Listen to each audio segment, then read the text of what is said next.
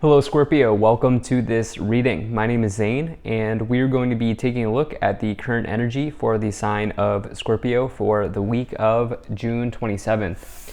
Now Scorpio, do keep in mind that this is a general reading, so take the messages as they resonate, drop the ones that do not, and also check out your sun, moon, and rising signs. Now I do not offer personal readings and I will not send you a message on any platform, so do not get scammed. Let's go ahead and see what we have here for you, Scorpio.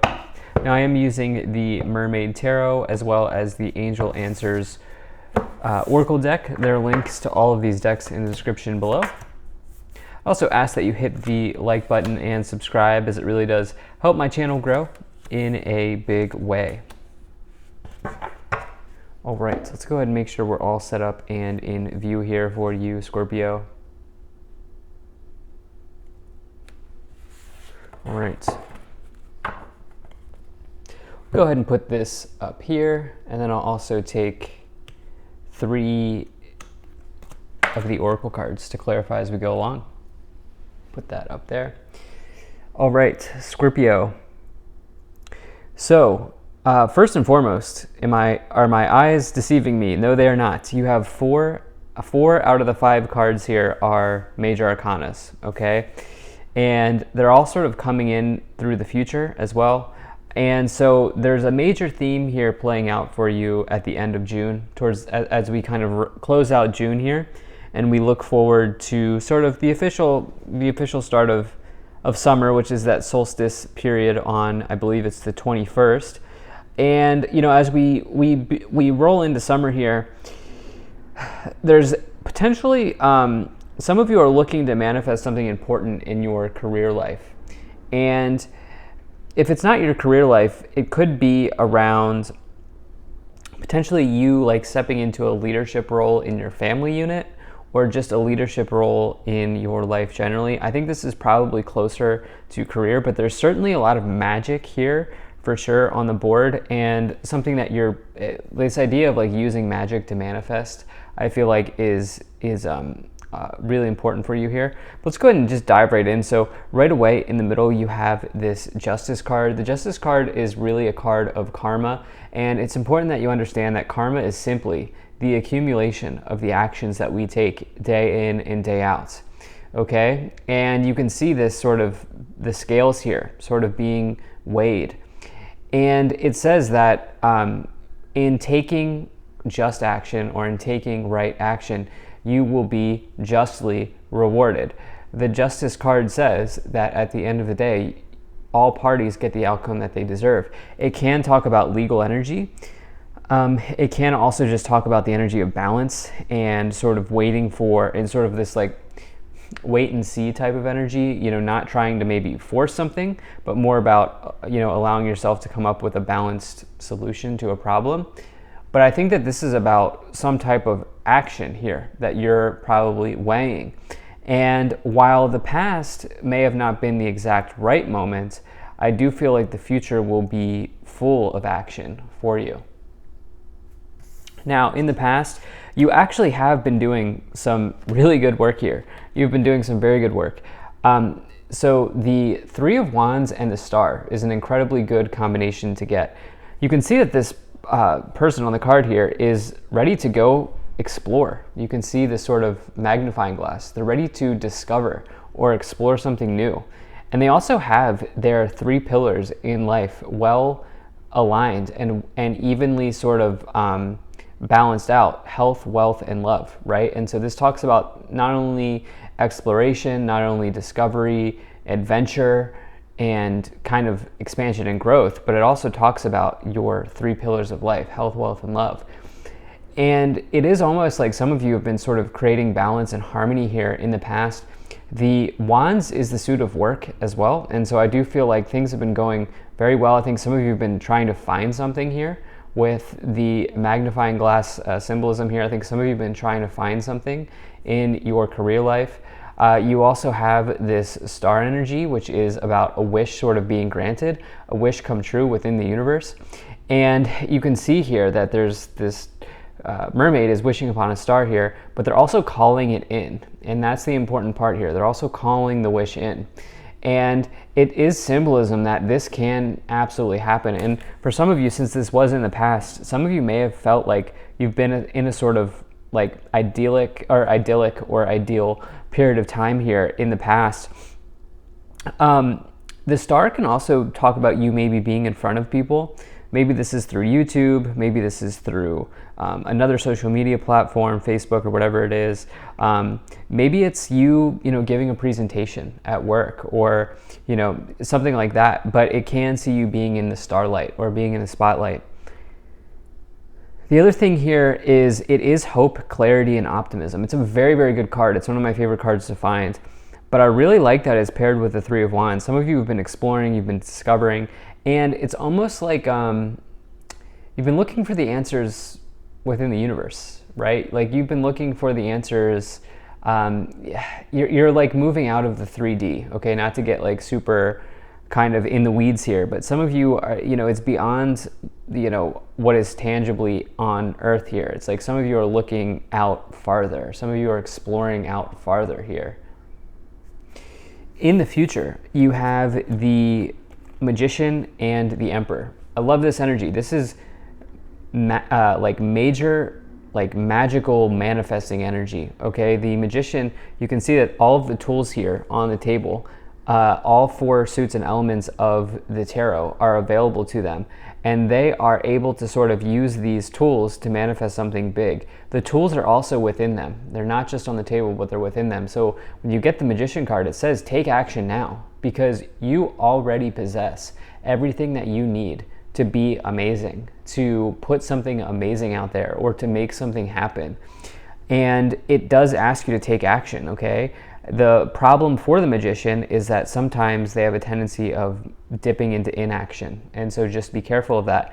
You have the Emperor as well. You can see the treasure chest in the background. You can see that they're sort of surrounded here by, you can see the pentacles. You can see that they're sort of surrounded here by success and wealth, and the Emperor is a major energy of success. It is a major energy of good energy in business. It's a big omen of success in business. I've said that a bunch of different ways, but it's also the energy of authority, of structure, of kind of discipline, and showing up for yourself. Again, returning to this anchor card here in the middle, having discipline and doing the right action is really is helping bring about this manifestation. And there's also a little bit of luck. There's a little bit of optimism here as well coming in.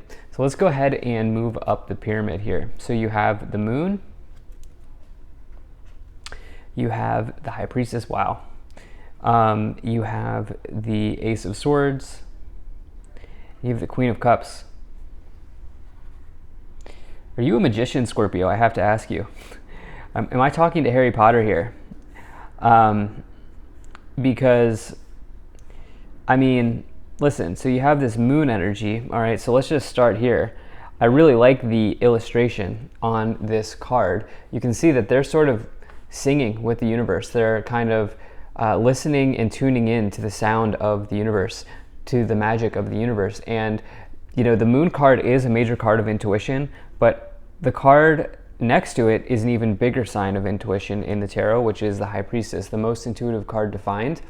You can see that they are literally also doing a ritual here. They are manifesting in this illustration. This is the divine feminine. The High Priestess can be considered the divine feminine, and the Magician can be considered the divine masculine. And so for you are, and again, I read energies on the card, so it doesn't matter what gender you are. And this is a great example of it. You are balancing out your energies here. You're balancing out the feminine energy, the masculine energy in your life, and you're using both of them to alchemize something or to manifest something important here. And then, to just sort of like wrap out this Harry Potter energy that I'm feeling here, you also have this really cool Queen of Cups card, which in this tarot deck is so cool. I mean, look at this, right? This is like life force energy coming out of the cup here. And the thing is, the Queen of Cups is like the little sister or the little brother of the High Priestess. And what I mean by that is this is like the second most intuitive card in the tarot, with the High Priestess and the Queen of Cups. And so you have the two major cards of intuition plus the moon. I'd probably make that number 3 if I'm making a rank of those. And so you have like, oh, and then the star as well, which I talked about how the star is sort of like synchronicities within the universe. It's star energy, it's galaxy energy. I mean, it's crazy. I mean, I wonder if some of you are, and I say that in a good way, I wonder if some of you are like working with tarot. I wonder if some of you are like also working with your 3 pillars in life, your health, wealth, and love. And I think in doing that, I think you're maybe also, you're recognizing that in working with those 3 pillars, that is a form of alchemy and that is a form of manifesting. You have the Ace of Swords as well, which the Ace of Swords is a powerful new beginning. It's a breakthrough. It's divine inspiration and divine insight. When you get the Ace of Swords, it's like this feeling of suddenly knowing what to do, the feeling of suddenly kind of moving in a direction that you feel confident in. And I do want to point out there's so much blue here on the card, the color blue. And if you connect that to a chakra, that is your throat chakra.